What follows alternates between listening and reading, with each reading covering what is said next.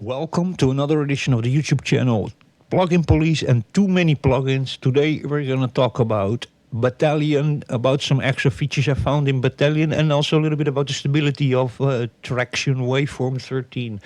In terms of stability, I would say the Tracktion WaveForm 13 probably is more stable than 12. So let me just create some space over here. Yeah, it is a little bit more stable. I experienced less crashes. Still, I think that the CPU utilization is still a little bit high. I've noticed that in other plugins it's a little bit lower. We'll go in a moment. We'll go to the performance metrics of the PC to show how this is running. We have, of course, also in this moment OBS running, recording this, so that takes also about 30% of CPU utilization, so there you go.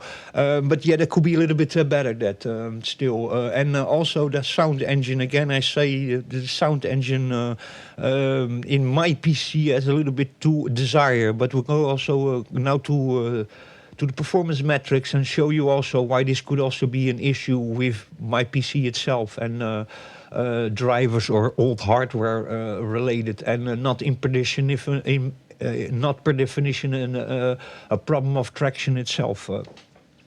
For example, I've here noticed that the bit width runs a little bit smoother, a little bit less, is a little bit less resource intensive, but that could also be just the way their programming is, so that is also a little bit difficult to say if bit width or traction in that is better or worse. So that's a little bit difficult. We'll go into the performance metrics and I'll show you what I mean.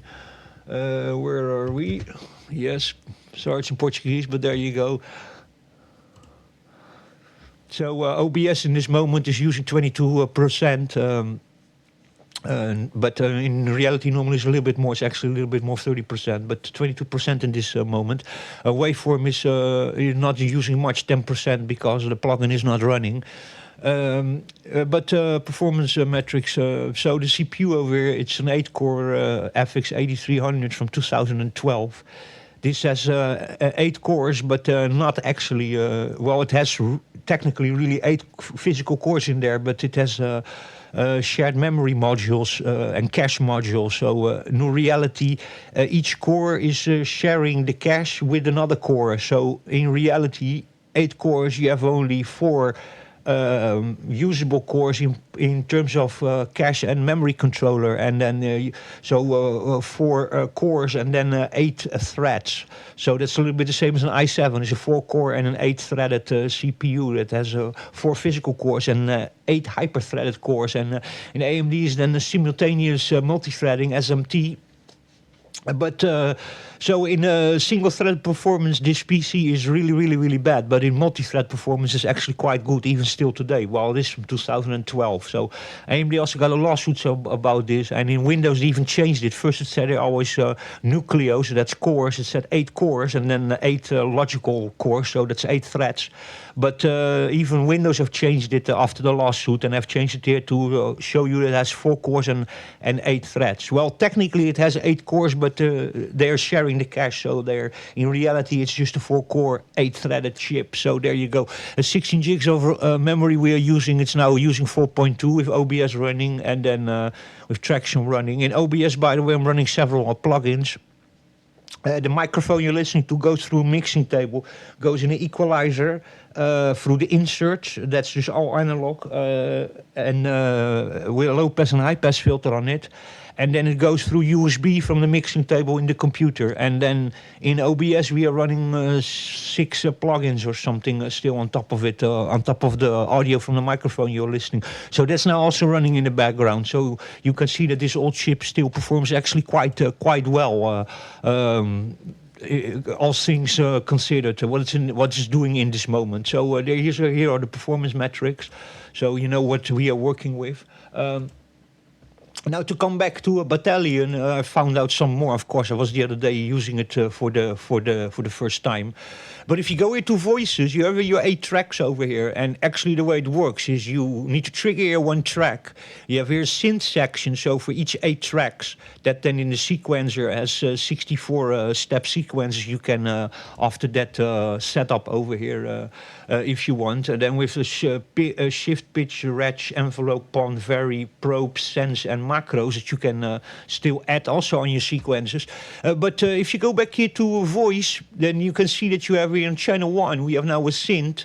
We have a pillow sound, a sampler, we have nothing loaded. And then in the voice preset, we have a chirp kick. But if you then go to channel 2, you see that this changes. This is now a snare, this is a dub killer, right? And then this is a heavy kick. And then you go to 3, that has, by the way, has a resin on it, no sample loaded and no voice loaded. 4, it has on the voice impact bass, and the synth is a clap. And so there you see that you can here add all sorts of things to each individual, let's call it drum pad, you know. So your launcher thing, like you would have also on the MPC, you can throw a synth on it, a sample on it, and a voice preset on it. Per each of the 8 drum tracks that can then be up to 64 sequences in length. So let me just put something playing over here. This is channel 1, we can load it and a sample on top of it. We're gonna make a lot of noise now, but we go to 2, we have a dub killer right and a heavy kick.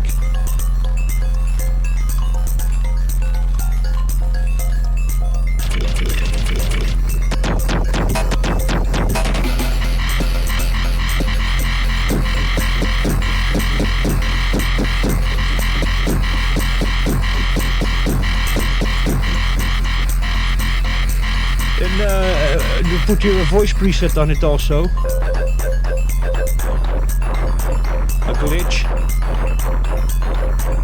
We go channel 4, we have nothing here because this is not triggered in the sequencer. I can see that now because it's not going, so this one is now not triggered in the sequencer. And number 5, we can do a noise lead, adaptive step. Number 6, we got reason, we can change it to a combi. Change to a combi. Vocoder.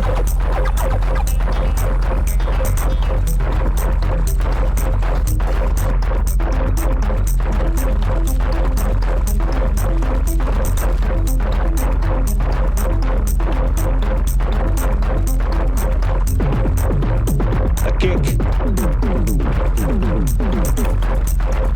Hi-hat.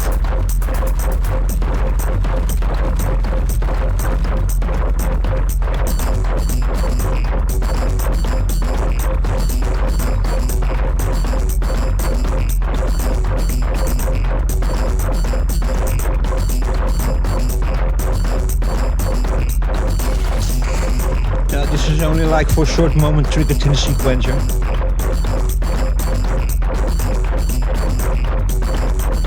This one is not triggered also in the sequencer. But there you can see, let's just put another preset over here.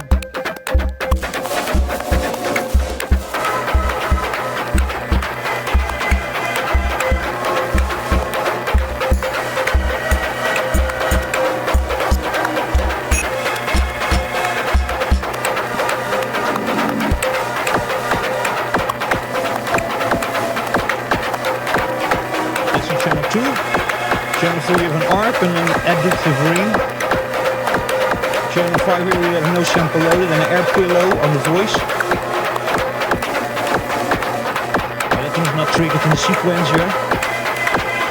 We have a pad on the G string over here, granular. So I'm gonna solo that.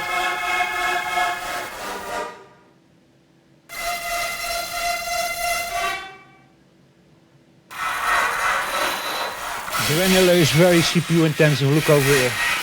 We're hitting almost 90% CPU utilization.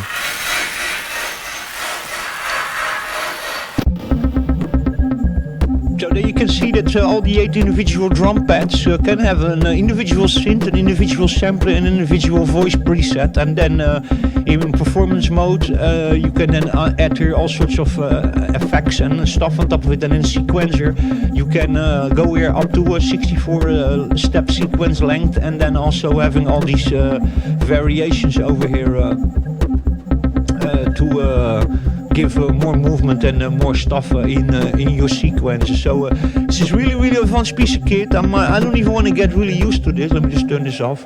I don't even want to get really used to it, because the more I use this, the more I'm liking it. So let me see how this is all still going. In front here, yes. The more I start liking it, I like this one a lot more than a Rhythmix. You can do a hell of a lot more with it. The interface I find sometimes still a little bit jumpy. I don't know how to call it exactly, but sometimes the interface is still a little bit strange. That of a Battalion. I don't think it's so easy the way they have set that up with the pads that are in a vertical plane. I think they should be on a horizontal plane in the screen. I think that would make a little bit more sense, you know. As you can see, the computer's now already suffering over here, so I'm going to turn this off. Let me see if it now still opens without having anything running. No, it's already a little bit suffering. There's really a lot you can do with Battalion. I really like this plugin, and I have only 12 days left of using it, but I don't want to get too used to it, because I'm really liking this plugin already, and that's going to be then really a shame as you start really learning something, and then you all of a sudden don't have it anymore. And I don't know so many really options for this. I think this thing is almost like a full-fledged workstation, really, to be very honest. You can do so much with this, you know, especially if you see that you have these 8 tracks here, but that every 8 tracks see that as pads on your sampler can have an individual synth, an individual sampler, an individual voice preset. Then with all the effects still, performance on it, sequences, and go on and on, mix effects, you know, you can really go mental with this. So I really like this program. I'm really how do you call it? I don't want to use it too much, because I really like it, and in the moment I'm not going to have it anymore. So there you go. This is really one I can really highly recommend. The only thing I think is a little bit is this over here. I think sometimes a little bit clunky to stop from things. In my opinion, but that's just my opinion, I think in that Rhythmix did it better. It had this over here in the horizontal plane on the bottom to trigger, and I think that makes a little bit more sense also if you start looking here to the way you would trigger things, you know. Of course, if you use hotkeys or something over here, you know, shortcuts or something, keyboard shortcuts or something to trigger things, or a MIDI controller, then all doesn't really matter so much. But I would like to see them actually more on the horizontal plane instead of the virtual. How do you call it? The vertical plane over here. That's for me one of the things that I first didn't also find the other day. It was the first time I tried it out, but now I start really looking a little bit how this works. You can just select individual synthesizers for each of your drum pads. Let's call it like that. This is a drum machine, so drum pads, sort of like an MPC, and you can then also add individual samples on each of the drum pads, and then individual voices, and then all your effects, and then setting up the sequences to create a whole arrangement. Like a tracker, sort of, only then also on the horizontal plane. So, but there you go. I like it really very much, Battalion. I would really like to get this program a little bit later on when it's financially also achievable for me to do, because I really like this program, and there are not many programs like this that can do all of this out of the box like this. So, but there you go. Can highly recommend Battalion. $200 is well a lot, you know. Now it's still... it's an introductory price for $129, and then you get Lion or Leon synthesizer that is normally also 200, but is now for 50 euros. And if you now acquire Battalion for 129 for the introduction price, so not 199 but 129, then you get Leon. The other synthesizer of them you get for free, which is normally also 199. So actually for 129 you're getting 2 plugins that are normally $400. So it's totally worth it, you know, especially with this introductory price of receiving this one for 129 and then getting Leon that's normally 199 for free included. So I can highly recommend it, and I'm really it's my favorite plugin developer, Unfiltered Audio. I can even show you that over here. I have tons and tons of stuff of Unfiltered Audio. If you go into Plugin Alliance, and I'll show you what I have of Unfiltered Audio. Oh, I'm here now. I'm wrong over here. Plugin Alliance. So this is the plugins that I have of Unfiltered Audio. Battalion is then just a trial of 14 days.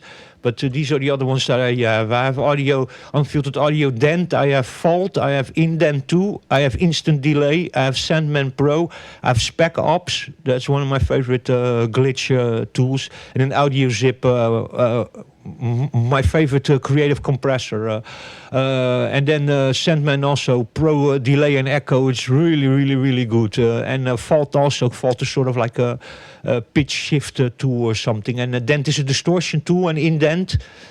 And the instant delay is, of course, this one. It's a simple delay, but you can also throw modulation on it. So all these things have full modulation on it. LFOs you can add on it, sequencers you can add on it. And that's why I love them so much. And then Unfiltered Audio Zip is just a fantastic compressor. Many really good presets, and many also advanced automation and LFOs. So advanced modulation possibilities. So these are my favorite plugins over here. Then of course you have some other ones I like also very much. Like very much the LA2A tube compressor by Universal Audio. Use it all the time on vocals. I like also very much the Pulsar Smasher and the Pulsar W495 equalizer that I use a lot also. I love those plugins. So there's more plugins out there that I use on a regular basis, but yeah, to be very honest, and I love, of course, also what for me is one of my favorite plugins is Infiltrator by Devious Machines. I can also highly recommend this multi-stack effects plugin. You can really crazy things you can do with this thing. Check my video for Infiltrator. This is also like $130, and it's just a must-have plugin. Highly recommended by everybody in the production world. So there you go. These are my favorite plugins. Until the next time, stay safe, take care. I'll catch you in the next one.